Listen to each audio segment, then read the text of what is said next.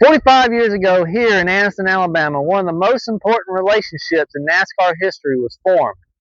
Right now, there's no hotel here, but there once was a hotel here, and it was called the Downtowner Inn. And 45 years ago, this is where the infamous Dale Earnhardt and Richard Childress partnership started in 1981. This was the site of the Downtowner Inn, and during the 1981 Talladega race weekend, Dale Earnhardt and Richard Childress met here for a conversation that would ultimately change NASCAR history. In 1981, Dale Earnhardt was driving for J.D. Stacy. Him and J.D. didn't see eye to eye, and at the same time, Richard Childress was trying to build a racing empire that we know today. Around this time in August of 1981, they met here during Talladega race weekend to come up with an agreement to run the last 10 races of the 81 season.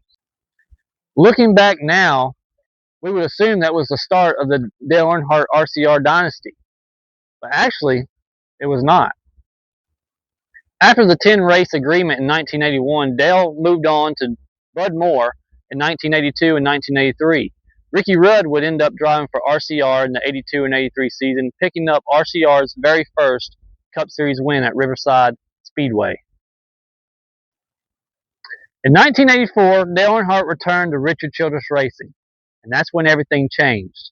They went on to win 60-plus races, 6 championships, and the 1998 Daytona 500. And in my book, that's what you call a dynasty.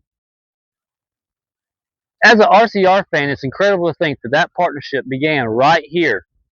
And many of these cars that are passing by, they have no idea that such great NASCAR history started right here at the Downtowner Inn in 1981.